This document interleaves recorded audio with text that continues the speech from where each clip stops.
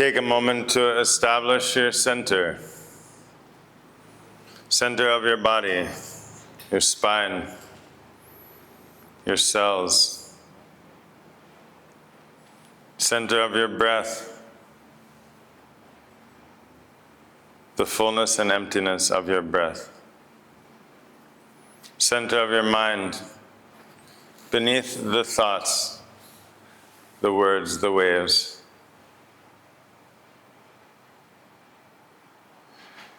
Life is a storm. Mind is a storm, constantly spinning, never stopping. The emotions are like a storm coming and destroying everything. The body also a storm. But at the center of the storm, the center of the tornado, the eye of the storm is the stillness, is silence. The center is not moving. The mind is moving, but at the center there's no movement. Find the center. Emotions are changing, like the seasons are changing. The weather is changing. Find the center. At the center, nothing is changing. Your body is changing, pain and hunger and tired and old and everything. But at the center, no movement.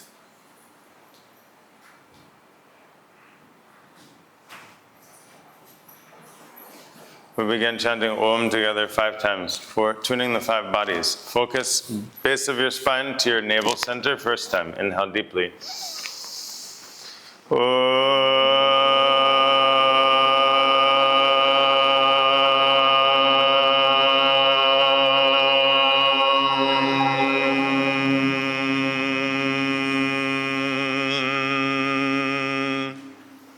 Heart center.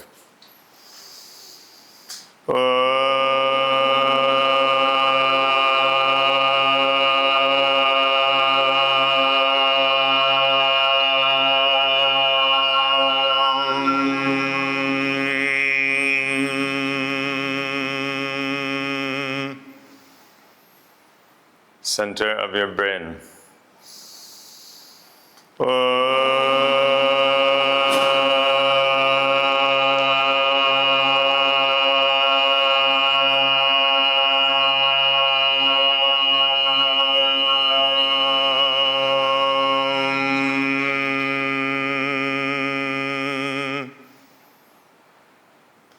12 inches above your head.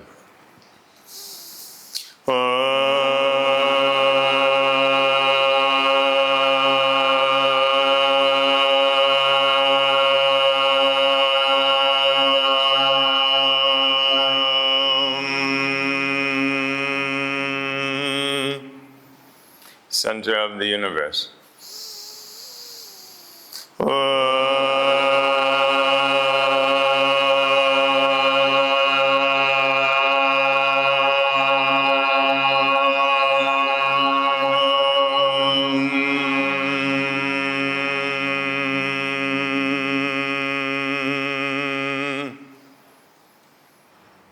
Be still, perfectly still. Look up.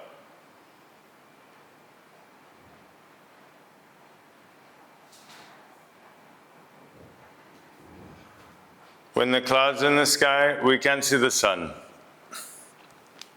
But the sun is there. The sun is always there. If you get in an airplane and you go up above the clouds, then the sun is shining. So keep your mind above the clouds. Keep your attention above the thoughts. Thoughts are clouds. Look up. Breathe slowly. And just be still. Just be quiet. Just for a moment. Forget yourself.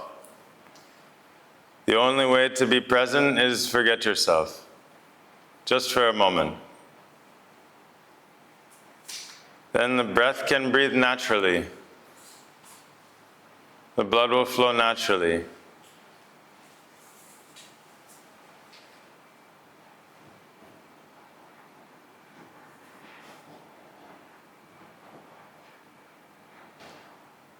When will it be enough?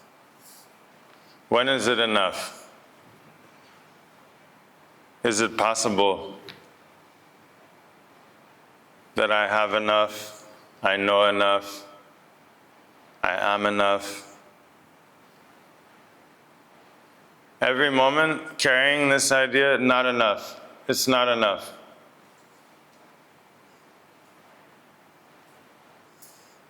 So the question is, we have to examine very carefully, because if there's some mistake, some fault in our understanding of life, or the goal of life, for example, playing the sport, if we misunderstand the rules of the sport, then likely to make some trouble.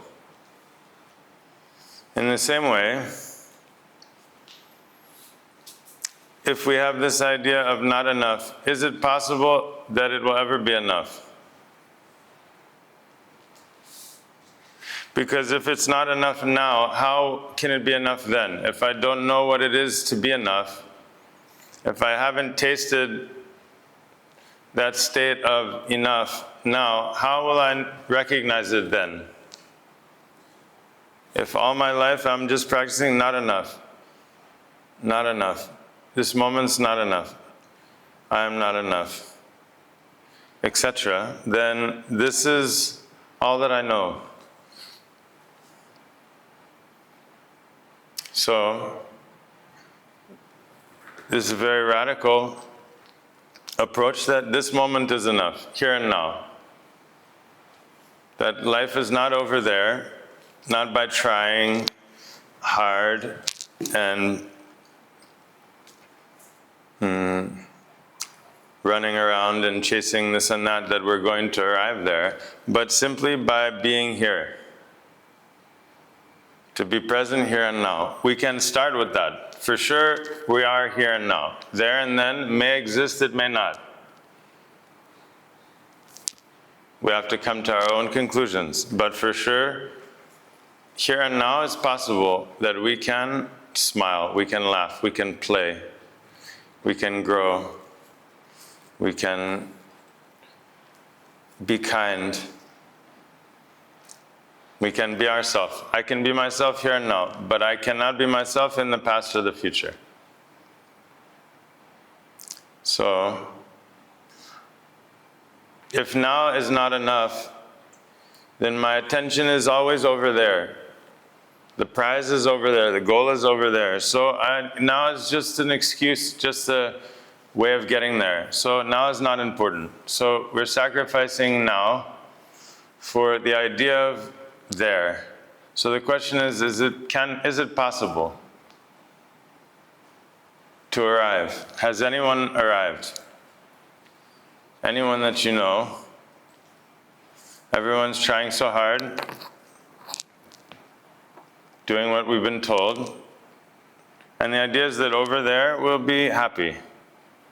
Once we get this and have this and do that and know this and know that. But it would seem that we're stuck with this not enoughness. It's never enough. It would seem that for the beautiful people, never enough. The rich people, never enough. The famous people, maybe it is enough, I don't know. But for the powerful people, no, it's never enough. It's not enough. Fame is not enough. Money is not enough. Because everyone's suffering. Everyone's suffering. So, if reaching the pinnacle of these paths, the beautiful, powerful, rich, famous, is not enough, then how will it be enough for me? How can it be enough for me?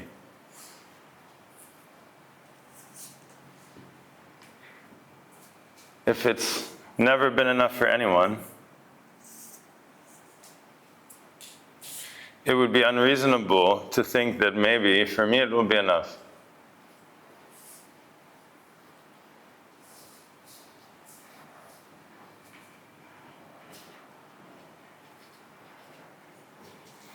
And so the other approach is that life is enough. This moment, you go into the jungle, the forest, the ocean, the river, into the cells, in your body, your blood, the enzymes, the chemistry, everything is in its place. It doesn't need us to explain what to do. The garden doesn't need us to explain how to grow. The stars and planets, everything is being itself. Life is enough, being itself, continually blossoming. So, can we too, not can we too are a product of that same essence. It can't be otherwise. And so, what it is to be enough, what it is, the goal of life, is simply to be yourself. But to be yourself without knowing what that is. You can't know what that is to be yourself. That's a mystery. You have to live it. It's not an obituary. It's not a few categories and sentences about something you did or didn't do. Yourself is infinite. And so, to be yourself without knowing what that is, then the goal of life, you're living at each moment. Each moment you're living the goal of life. Because your life doesn't have a purpose. You are the purpose of life. You are an expression of life. It's not you that has a life. You don't have a life. So, life is leading the show.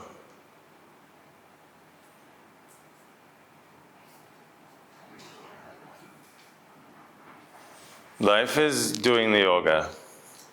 Life is growing the fruit. Life is digesting your food. Life is beating your heart. Life is doing everything. What are we doing? Complaining. So, this is a simple path. It's not for tomorrow. It's not about do this and learn that and go here and fix that and change this and everything. No, it's come back to the essence. Come back to the source at the center of your being, the center of your body, your spine, the center of your breath, in between your breath, center of your mind. When your mind merges into the infinite sky and you're not thinking about yourself, you forget your body. Forget, just for a moment, just for 1 second, forget your body, forget your mind, forget your age, forget your name, forget your gender.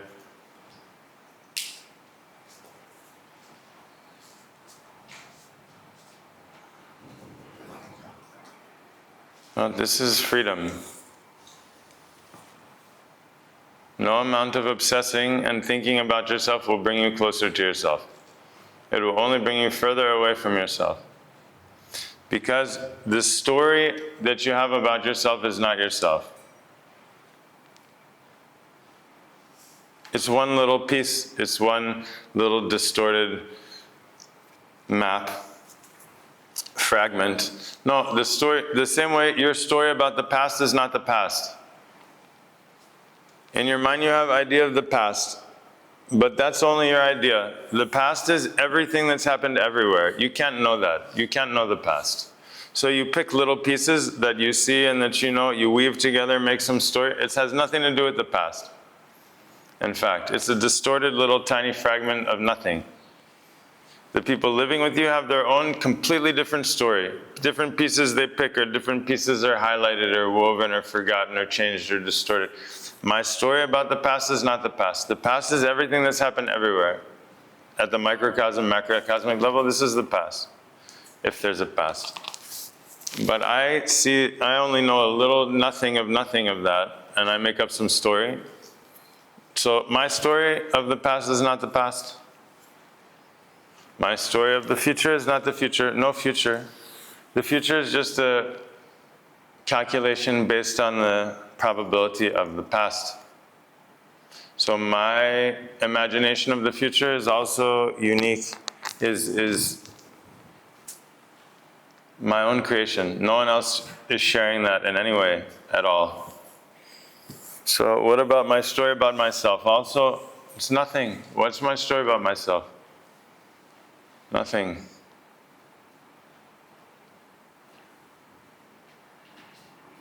So you can't fix that. You can't fix nothing.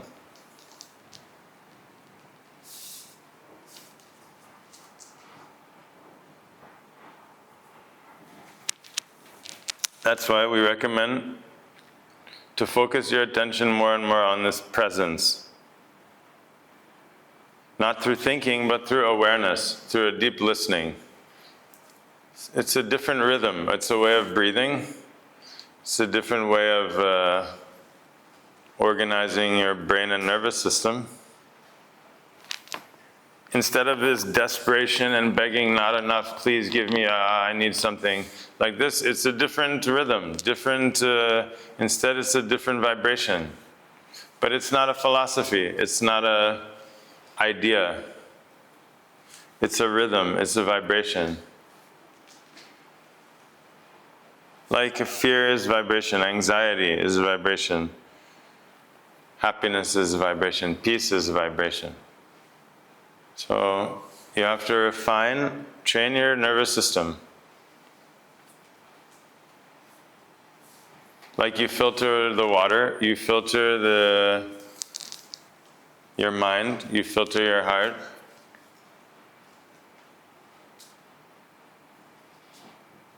You filter the energy in your body, you get very pure, light energy. Otherwise, you never clean your body, heart, or mind. It's like a dirty, rotten, dark cave. Not even a cave. Cave is natural. It's like a graveyard.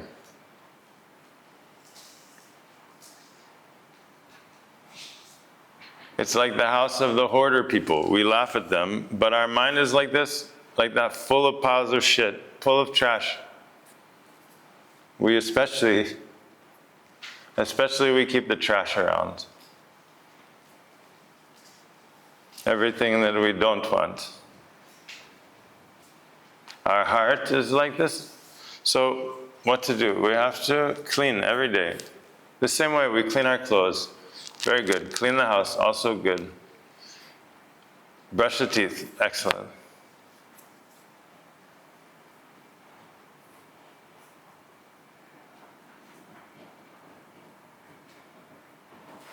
So whereas on the scale of importance we clean our minds, we clean our hearts. We have to clean all of our tools. All the equipment we use must be cleaned. What are we using most? What are we doing most? Our tongue, we're talking so much trash.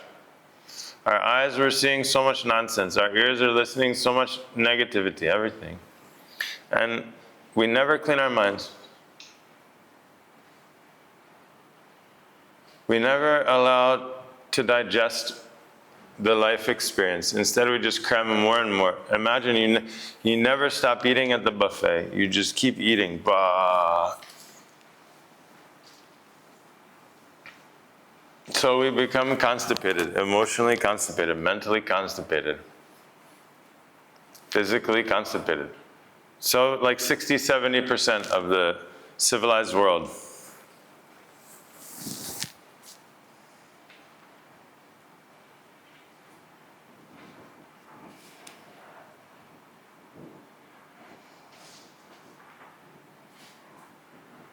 So if it's possible to reach the goal over there, we should do it.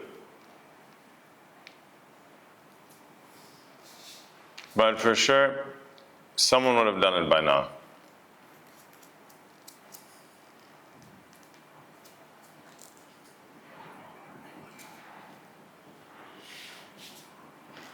And so just in case we can't make it, we invent another goal after life. We have so many excuses to avoid it here and now. But what if life is here and now? What if this is the game? Like when it's game time, they blow the whistle, the game starts. So when is the game time? Was it yesterday? Is it this afternoon? Which is the right time? If we're existing in the wrong timeline, then everything will be off. Right? Is it correct? Monday through Friday, 9 to 5. Is this the time? Is this cosmic time? Is this the time of the rivers and the trees and the seasons?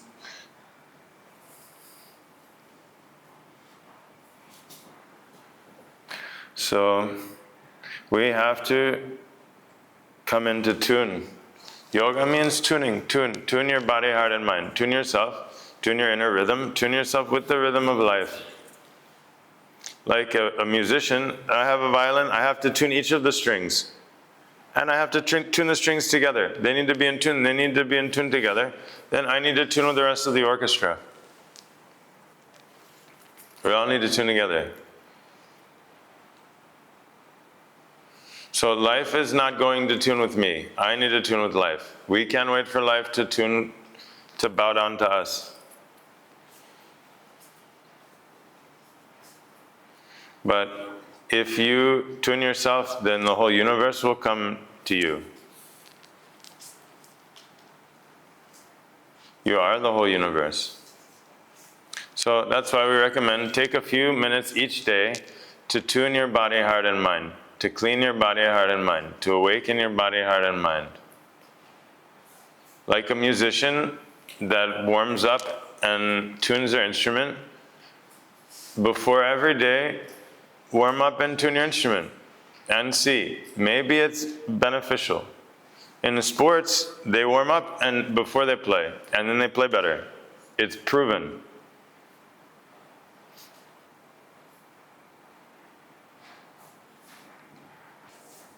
The only difference is one is in shape, one is out of shape.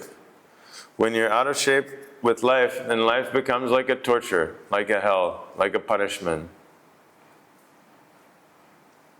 But when you're in shape, then it's like a dance, a celebration, an adventure, a journey.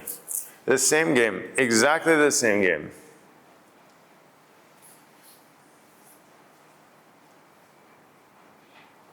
So, can we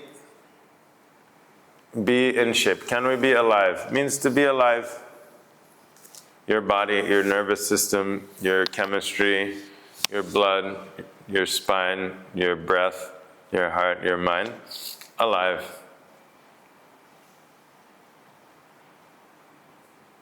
This is the hypothesis. We have to investigate. Each one must conduct their own investigations and come to your own conclusions.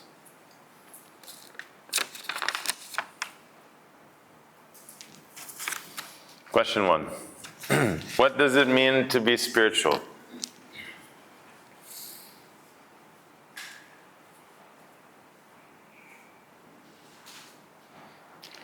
To be spiritual means to be alive.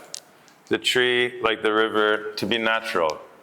It's not about any particular activity or act or dress or way of speaking. It's the opposite.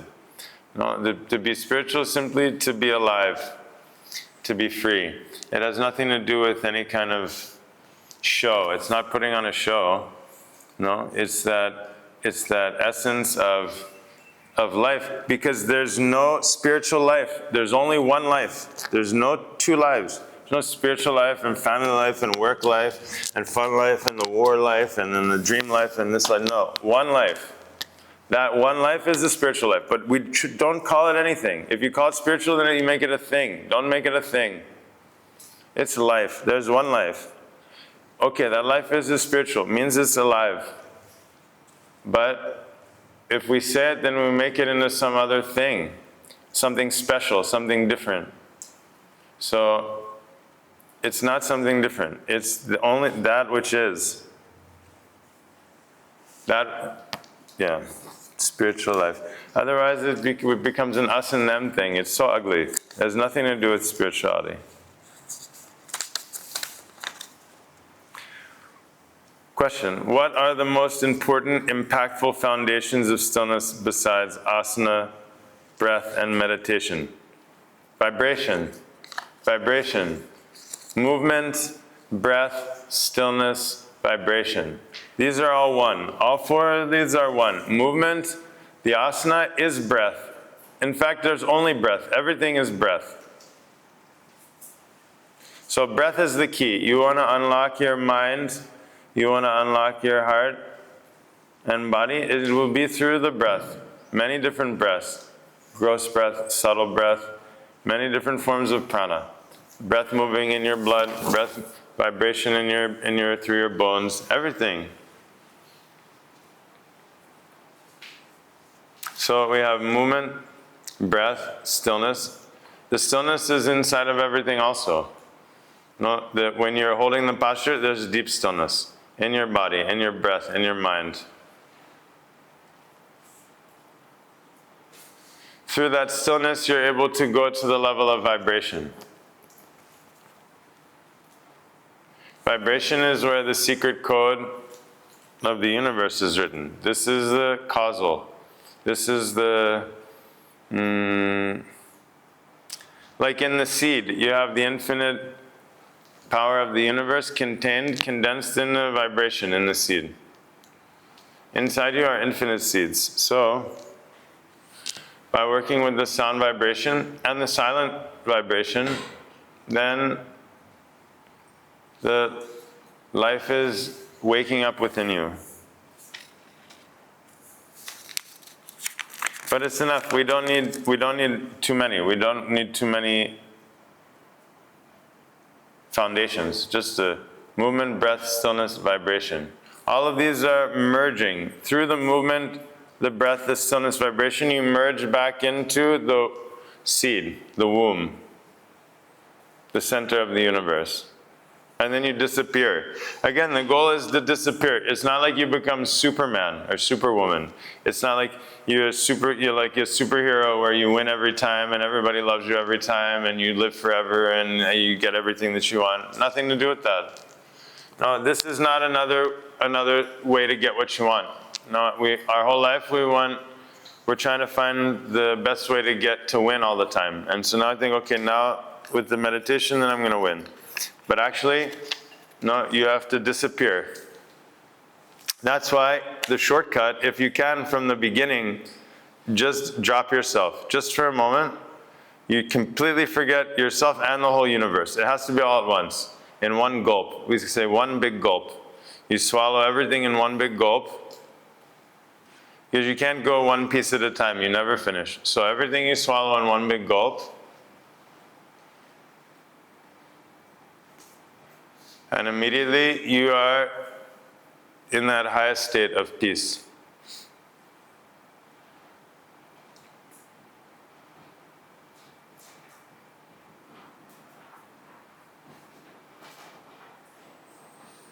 So you have to filter your mind, your heart, your body with the movement, breath, stillness, vibration. This is filtering. It's cleaning. It's not the point. It's not like, oh, look at me, look at what I'm doing. It's not a performance, not a competition. It's not to prove you can do it. It's the opposite. It's what allows you to be at home within yourself, to be at that deep level of presence where you feel enough.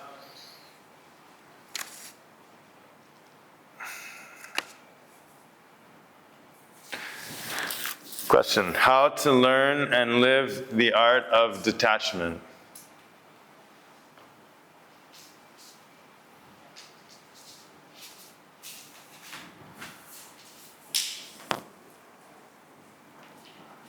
So first we have to see, what is this attachment? First we should investigate our attachments. In order to do that, you have to have a quiet mind. That's why you have to practice every day to filter, to clean your body, heart, and mind, so you have a stable rhythm. Then you can see clearly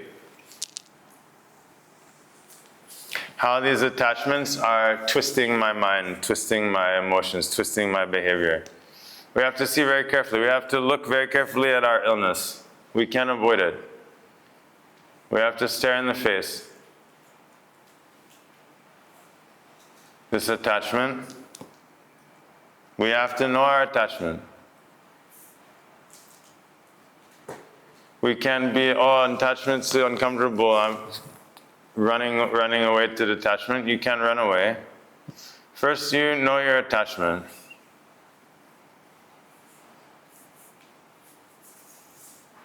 Because the nature of ego is attachment.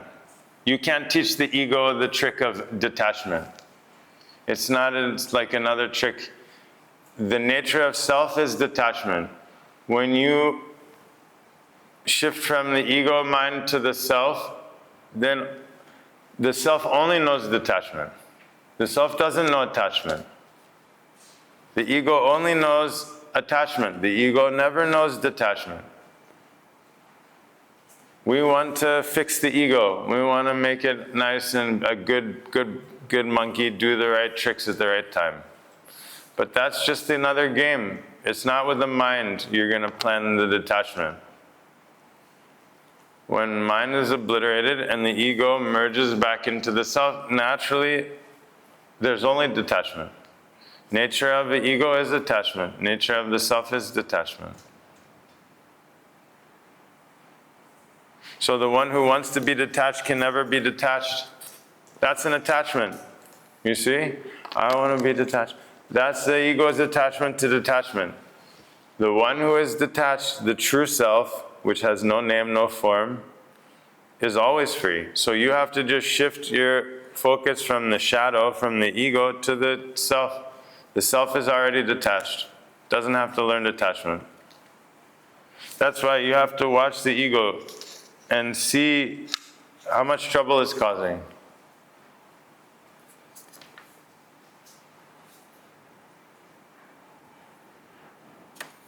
Question: what are some daily practices to shed limiting beliefs? I want to do the deep inner work, but not sure where to start. Yeah, so either you have to go one by one and you have to pick them all, every situation, every problem, every stuff, or you just, in one big gulp, you just swallow it all, you swallow everything, all the beliefs. Because really, every belief is limiting.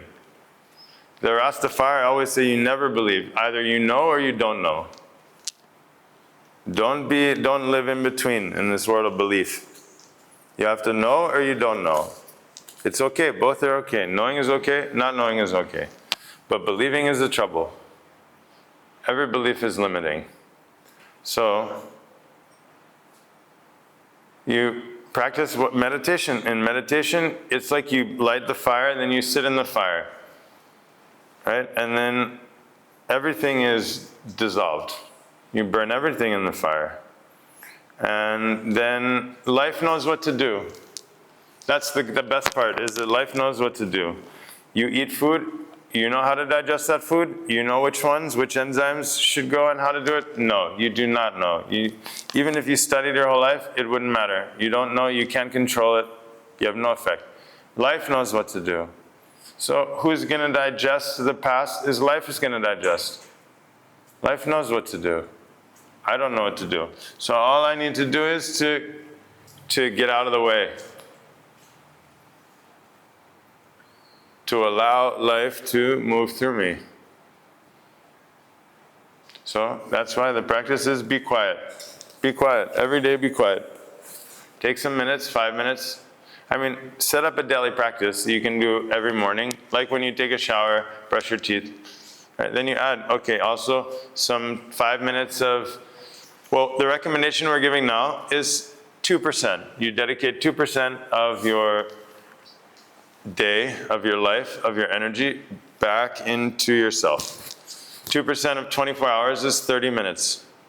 Right? 30 minutes means about 10 minutes of asana, 5 minutes of pranayama, and 10-15 minutes of stillness or meditation. This is the basic recipe. Of course, you can always do extra, but you have a core practice that you always do, like brush your teeth, take a shower, wash your face, put on clothes. This is part of that. Daily hygiene. It's not extra, it's not like an extra like bonus or this is essential. As important as washing the clothes, even more important is cleaning your mind.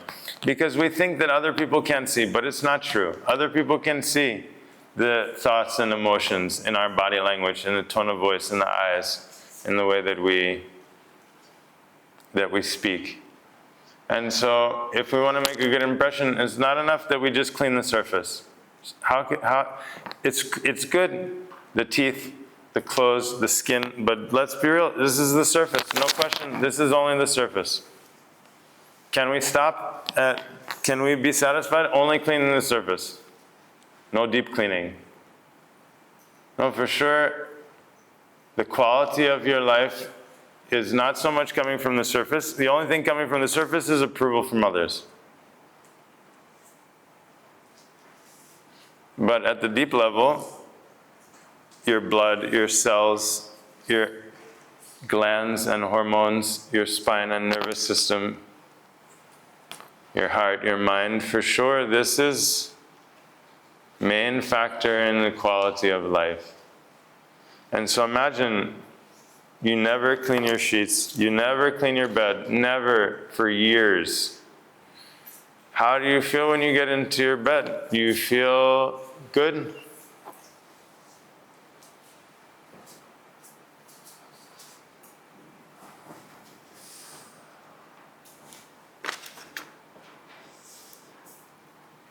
Meditation, breathing, yoga help to align chakras. What else can I do to align chakras? Silence. Silence is best. Don't listen to anything, don't look at anything. Go walk in the forest. Look at the trees, the leaves, everything in depth and different, wild and natural. Now we're so stuck. We're so unnatural. We're so disconnected from that which is natural and wild, disconnected from our own wild impulse, from our own natural impulse. So, silence and nature. Nature will teach you. Nature will align your chakras. You can't do it. I can't do anything. Only thing I can do is make a mess. Right? So, the nature will do it. Go be in nature. Listen to the insects and the birds. The sound vibration will help. Go get acupuncture. Acupuncture regularly, also very good. Massage, also very good. Steam and sauna, cold plunge, also very good for balancing the nervous system. It's all connected. No, sit. When you sit and don't hunch over and collapse your body. You have to train your muscle memory. Like someone was holding the saxophone. At first, my son, he was learning to play the piano. He just like lazily puts his wrists down there. Right? You have to train until you hold your hands properly on the keys. There's a proper way to play the instrument. So you think is this the proper way to play the human instrument, all hunched over and flopping around? And it's crazy.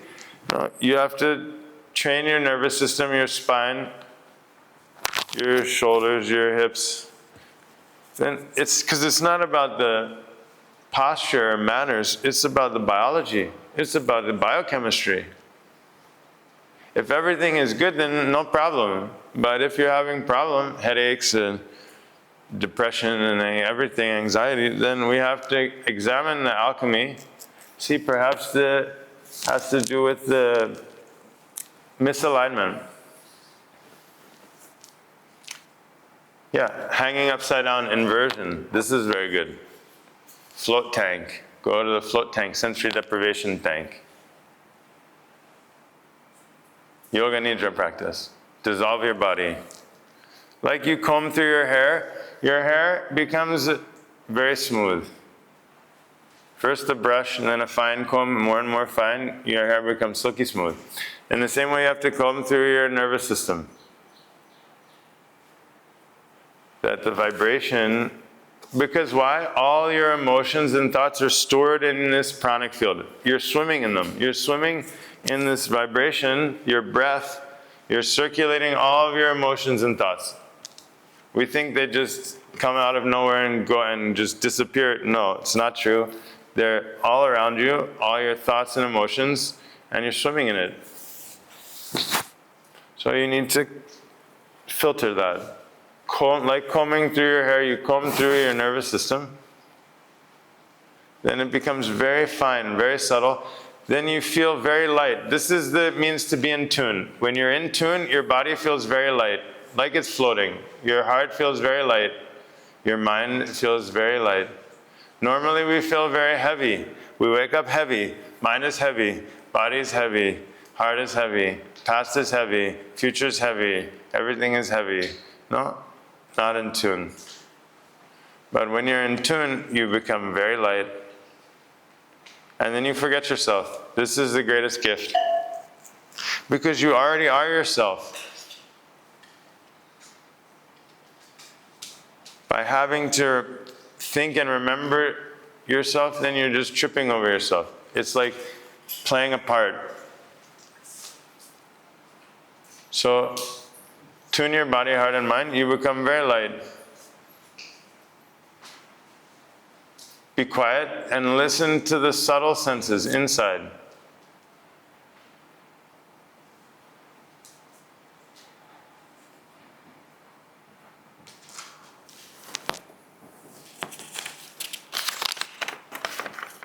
I found it unrealistic to not have attachments, but having them makes it so hard to truly release and let go. Any advice? Mind is attachment. Nature of mind is attachment. Nature of ego is attachment.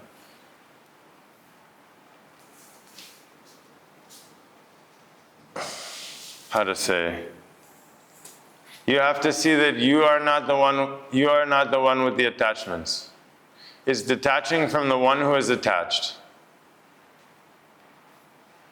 I'm building this story, there's this person who's attached, but that's not me.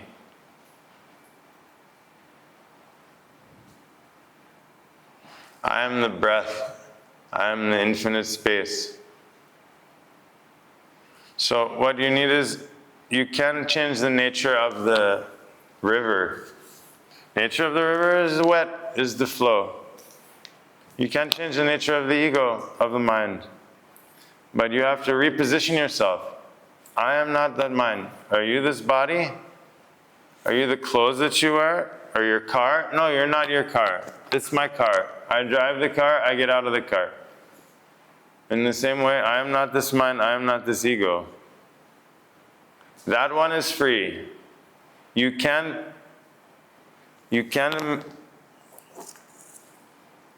teach the ego to pretend to be free. But the ego, nature of ego is attachment. So instead, that's why I say shortcut. Be still, look up, breathe slowly, merge your mind into the space between the thoughts. In order to do that, you have to become nothing. I am nothing, I am no one. I don't know anything, I don't need to know anything. In that space, in that gap,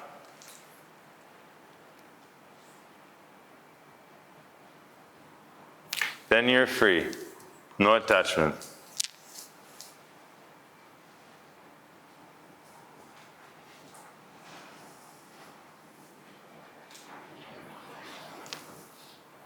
But there's no one to say, look, I have no attachments. As soon as it's like, oh my God, there are no attachments. No, that's gone.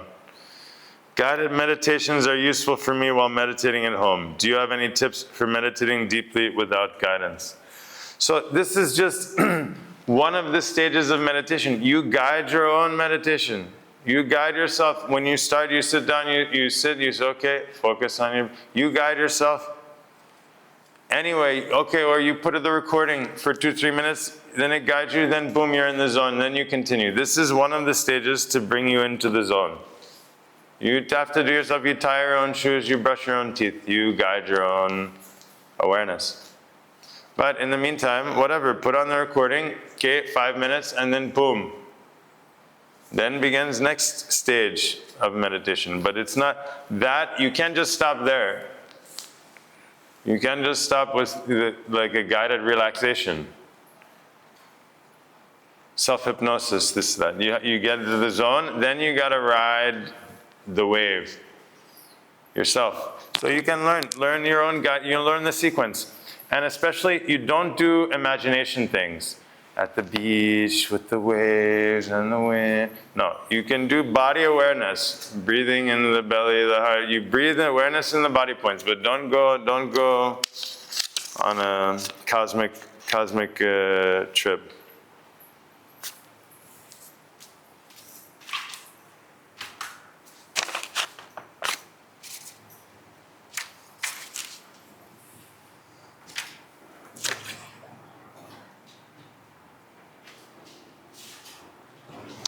The guided meditation or awareness is to get you in the zone. Then you have to merge into that point where you disappear. Time disappears. No mind, no body.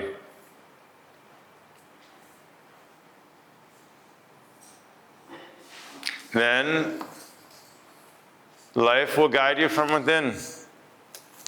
The life will take over. Life is a guru. How can you keep your mind from wandering, block out intrusive thoughts during meditation?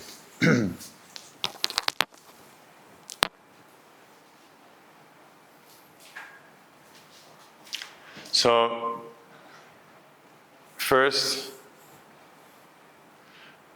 on the radio, you have to change the dial to pick up the channel. If only, and when it's set a certain way, will it pick up the channel.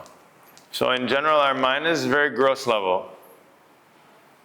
And so that's why we don't just jump right into meditation. We start with the movement, the breath, the vibration, which leads into the stillness. Because we're refining this nervous system, as it becomes very quiet, then when you change the channel, the old channel's gone. You can't, it doesn't enter.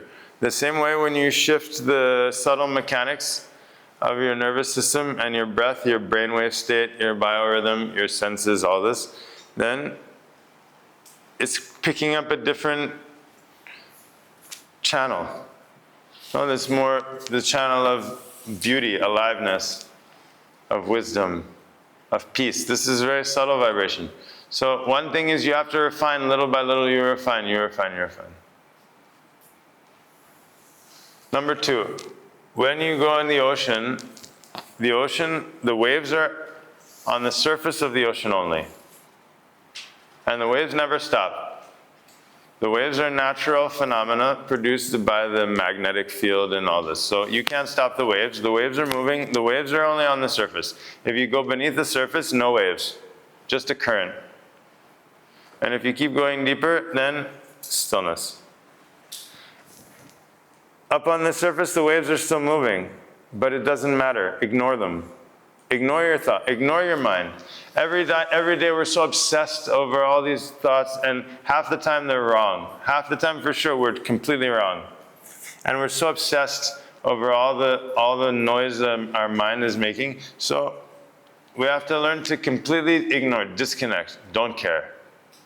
The waves are moving, ignore them. You're deep sea diving now. You're deep sea diving. You hold your breath, the breath becomes very fine. Oh, okay, thoughts, so what? At first, we're so attached, like, oh, what is it? You know, later, you go to the toilet, you just flush it down the toilet. You don't need to pick through the trash. You just flush, immediately flush.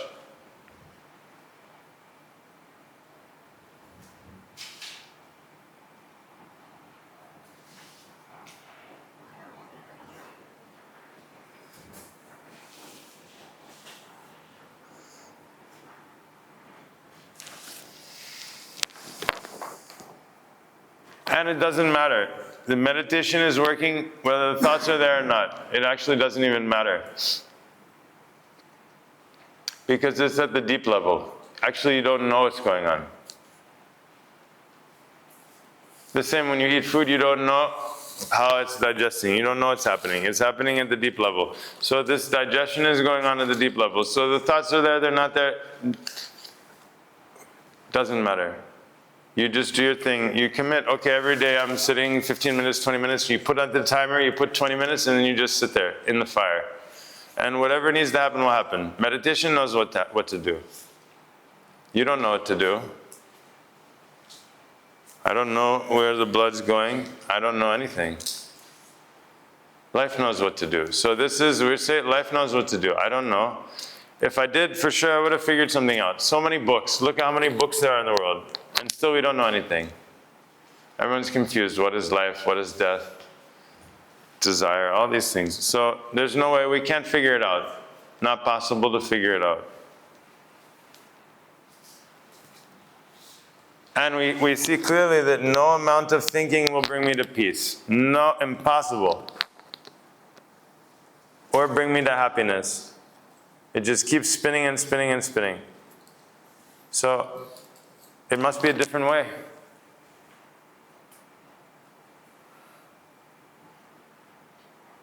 Knowing is not through the mind, but through the heart.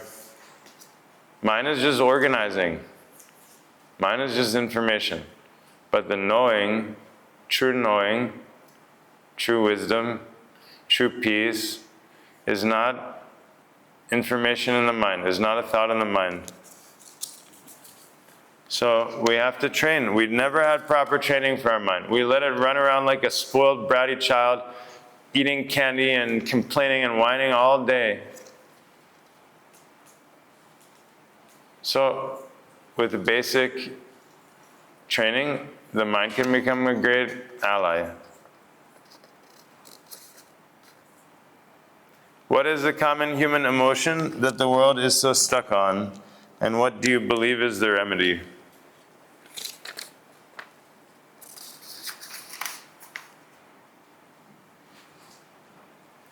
I don't know if it's emotion, but disconnection. Everyone is disconnected, out of tune. Out of tune. You know when the violin is out of tune just a little bit, how terrible it sounds? Just a little bit out of tune is like terrible. So we're all just a little bit out of tune. It's not an emotion, it's just a fact. And it's producing all of the disturbances, mental, emotional, physical disturbance, because out of tune. Cancer, out of tune. Depression, out of tune. Anxiety, out of tune. Constipation, out of tune. Lost, out of tune. We're out of tune, simply. And it's so simple. The difference between in tune and out of tune is like a little tiny turn of the knot. It's nothing. But if we don't do it, if you don't tune the car, if you don't tune your instrument, then something's always a little bit off. And a little bit off is a lot off. So the remedy, tune your body, heart, and mind. Before it was a natural part of life. The same like you have a garden, you take care of the garden. Imagine someone gives you a garden. You could just leave it like a disheveled wasteland and never do anything, and just like that. You could do it. You could do it. Or you could take care of the garden. And it's a question of it, taking responsibility, accountability. If you've been bequeathed a garden, if someone left you a garden, you could take care of it or you could ignore it.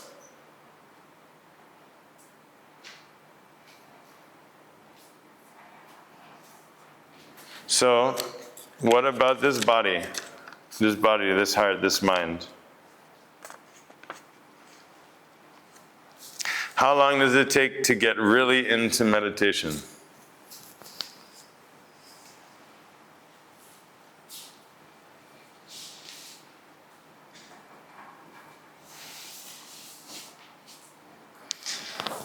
One of my gurus, Shiva Bala Yogi, he was a great tapas yogi. He would all the program was minimum 1 hour meditation, because he says first 15 minutes your mind is like this. Right? It's like a train that's moving. It doesn't just stop, right? It's like so much momentum. Right? After 15 minutes it becomes like this. Until 30 minutes. Then after 30 minutes is like this until 45. Only after 45 minutes is it capable for the mind to shift the gears. This is in the non-meditative. Even still. And so if we're only meditating 5 minutes or 3 minutes or 2 minutes, no, you have to meditate to the point where you give up. At first meditation's like, I'm going to conquer, it's like I'm going to ride the bull and conquer the world and everything. And then eventually meditation, you get burned so much in the fire that you surrender, you give up. If you're not holding it long enough to where you give up, then maybe you don't get really into it. Maybe you do. It's different for each person. Because we all have a different past. And so, previously it was much easier to enter into deep state. Now with the current way of life, we're so disturbed. So, the point of meditation is not to be good at meditation though. Meditation is for dealing with this disturbance. The point of meditation is to enter into that state of in-tuneness. So we shouldn't be like, oh, I have to be good at meditation. What can I do to be good at meditation?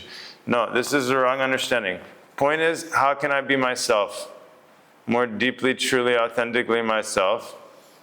I must filter myself through meditation, but I'm not meditating to be good at meditation. Again, it's the same thing. We always want to prove. We're living life not for the sake of life, but to prove that we can do it.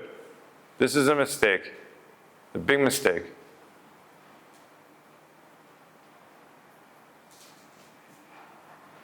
It's not heartfully. So the meditation takes care of itself. We don't need to be good at meditation. Just be sincere. Be sincere, and then life will guide you.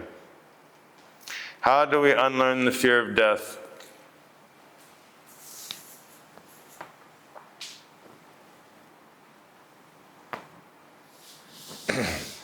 Fear of death is really the fear of life.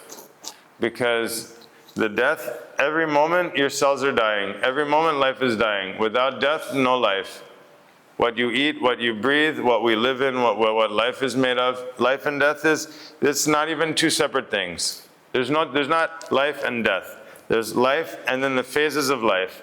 Creation, preservation, destruction. 3 phases of life. Death is not a separate thing. Death is not a big bad thing that's messed up, like, oh, someone messed up and then death happened or something like that. Can you imagine existence without death? Is it possible? Is it possible, this topsoil, these plants, these cells and molecules, this body exists without death?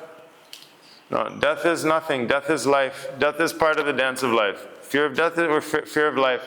Because we're so unnatural. We're so disconnected with life. We're not growing our food. We're not raising our families. We're not looking after our elders. What are we doing? We're playing with flashing lights on a screen. So this is what should be fear of. This is death. This is death. Stuck in a limbo. Stuck in this non-existent. This is the death we can fear. But life knows what to do. Life is infinite. Whatever this journey, the next one, the one after that. So the ego I will always be afraid of death. The true self, of course, is not afraid of death. So again, we can't train the ego to be the self. No amount of whipping the ego or of taking courses, everything will turn your ego into the self. This true self is the self, the ego is the ego. So the question is, where you identify? You identifying with ego or with the true self? It's different. It's posing or poising. The self is poise. The ego is pose. Strike a pose. Look at me. I can do it. This is the ego. No, you can't change the ego into the self. The self is already that. The self has no fear. This lifestyle is truly amazing. Yes. But how can I continue it practically in a different country? It's just a rhythm. It's having an intentional rhythm of life. No? And we can live that within the community. We can live that within our home. We have to create that. We have to carve that out. Wake up early, spend time in nature, have a fixed daily practice, make our own food with our hands, light some incense, candles, collect some flowers, do some journaling. Everything we're doing is very simple. You can do any of these things. You have to program it though. You have to make it part of the program, part of the schedule. It has to be important. If it's not important, if only thing is important is making money and the house and the security, and if that's all that's important, then it's always going to be on the back burner. But if this is as important as anything else, then for sure we can find the time, we can do it. People are doing all kinds of incredible things, except for being themselves, being natural. So if we take that same energy that we put into doing all kinds of crazy things just to be yourself, 100% you can achieve it. When I wake up in the morning, my mind buzzing with so many random thoughts. What should I do to stop this? So before going to sleep, you need to clean your mind. Take a shower, no device, do some short meditation, some breathing, read some inspiring teaching, take a walk in nature, do some journaling, lie in bed, yoga nidra, dissolve your body. Then when you wake up, take a shower, get up early, get up before your mind gets up. Take a shower, hot or cold, and immediately do some practice. No, then before talking, don't say any words to anyone. Don't eat any food, don't look on the phone. Then go in nature or something, go to a cold plunge or hot, or go to see the cow or see your animals. And then by the time everyone else is waking up, you've already lived a most enriching, fulfilling life.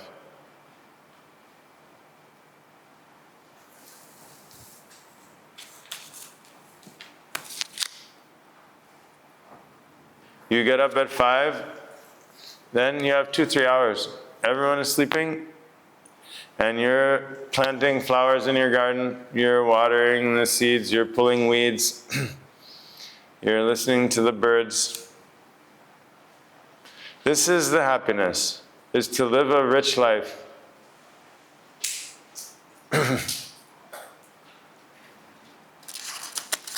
Okay, almost done. How do you distinguish the voice of ego from the voice of the higher self? Oh, that's a great question.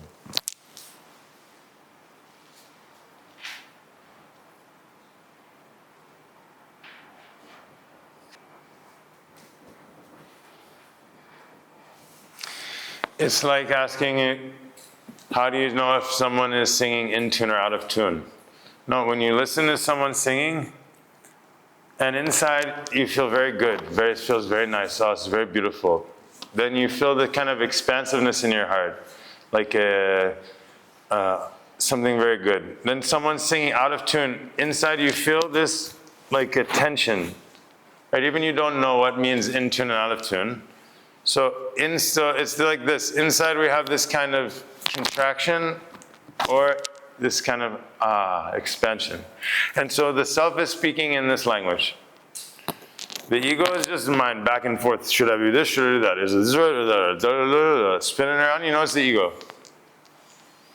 The self doesn't speak with that language. The self is this, like a vibration, like a or and we feel that every moment. We have that intuition with every person we meet, in every situation, with everything we have, but we're not listening. So you have to be quiet. In order to listen, you have to be quiet, very quiet, and no expectation, and just wait. No, the mind is always rushing to get it out, like rip the flower out of the seed. But the self, you can't force it. So you have to be quiet and wait. If nothing comes, means it's not yet the time. You can't force it. Should we find a life partner following similar lifestyle?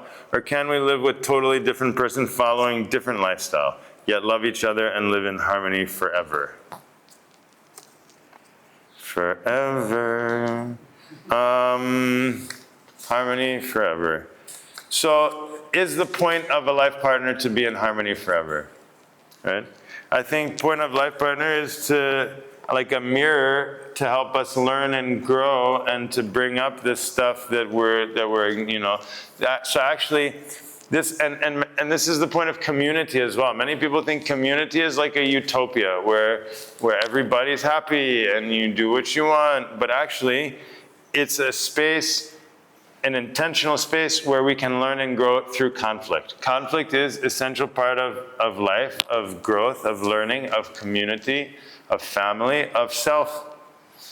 Of ourself, we have to acknowledge conflict doesn't mean something is wrong, something's gone wrong. Conflict means that this is life happening, and that's why we have a relationship, is in order to be able to work with that energy. And so, the partner is coming to teach us And if we're expecting happily ever after, we're in for a shock. And it would seem that we don't really have a choice, that somehow life is going to bring us with the people and whatever. Like, how much choice do we really have? Like, it just kind of happens. I don't know. We have this illusion nowadays. You can go to the supermarket and it's like, oh my God, which cookies will I get? And we can choose. Oh my God, we're choosing. What are we really choosing? You know, before we were just in one place. So we didn't have the same illusion, like, which one should I marry? Oh my God, so many people. And when I came to Cambodia 15 years ago, they never left their village. They're like, yeah, I went to Siem Reap like 6 years ago. You know, it was like 10 kilometers away.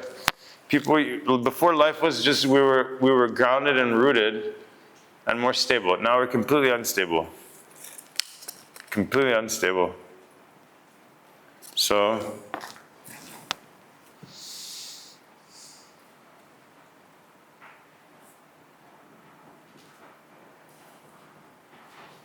if possible, it's very good to be in one place for like 3 months, 4 months.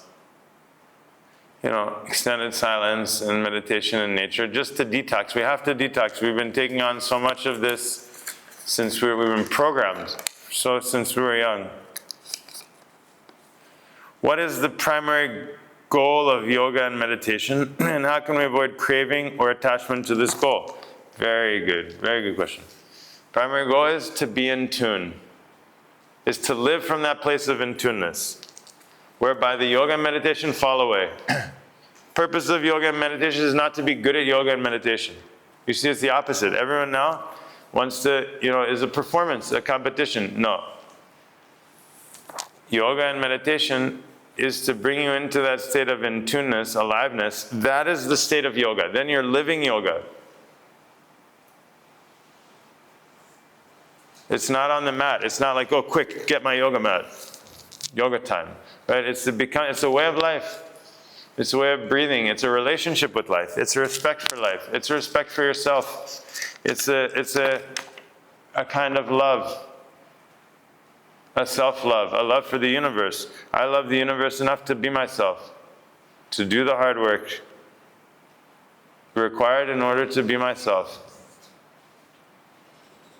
It's not selfishness. Selfishness is to be an asshole all the time to everyone and yourself. But we take the time to clean our bodies, hearts, and minds, then this is what we need. This is how to stop the war.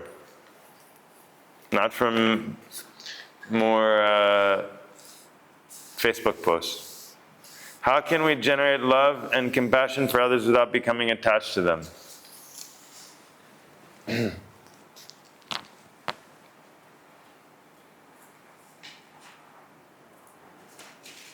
But real love is not control. No, the problem is that we don't know love. All we know is control and attachment, desire. Because in real love, there's no I. There's no I, there's no you, there's no cause, no reason. I love you because you're beautiful, because you're nice to me, because of da-da-da-da-da. If there's a because, then that can change. That will change. So all of a sudden, no, I don't love. Because there's a cause. Secondly, I love you, but I don't love her, I don't love him, I don't love that. So the subject, now it's dependent on the subject. First dependent on the cause, now dependent on the object. You. But if there's two categories, I love you, I don't love you, then also it's not pure. Then it's more like a judgment. No, this is a judgment. Preference. Finally, the subject, I'm needed. I love. No. No I, no subject, no object, no cause. That's love. Like the sun shining is love. Like the river flowing is love. The plant blossoming is love. The cells doing their cellular dance is love. That's the pure love. But me who is proclaiming some things to someone or something, that's control. That's attachment.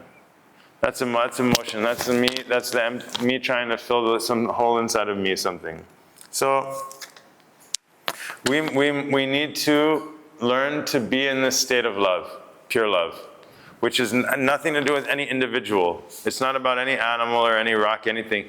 To be in that state of oneness, that state of peace, that state of love, then you are love.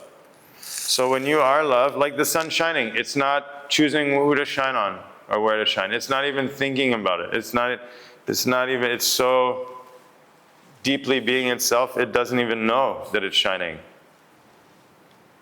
This is love. Not like, look at me, look at what I did. So, the ego love is attachment, it's true. But as long as we're in the ego, it's attachment. We want to control.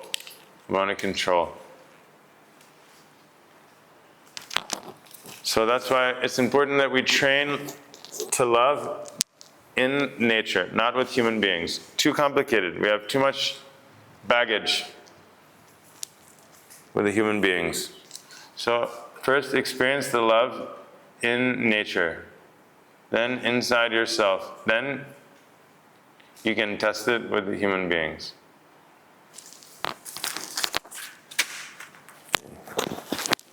Enough talking. Again, come back to center. Like at tennis, you have to force yourself at first. Anyway, you're sitting down all day. Most of the day, let's be real, we're just sitting around. So, while you're working, while you're eating, while you're reading, while you're on your phone, come into meditation posture. Lengthen your spine. Grounding, roots in your tailbone to the earth, root branches in your brain into the sky. Your brain extends out into the sky, your spine, then roots go down into the earth.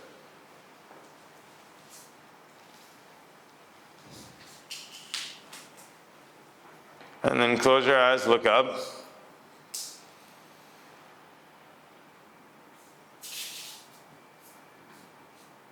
Slow down your breathing.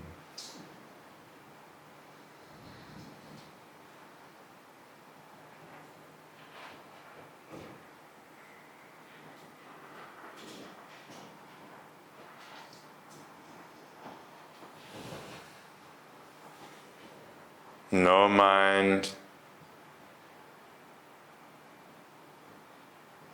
no body.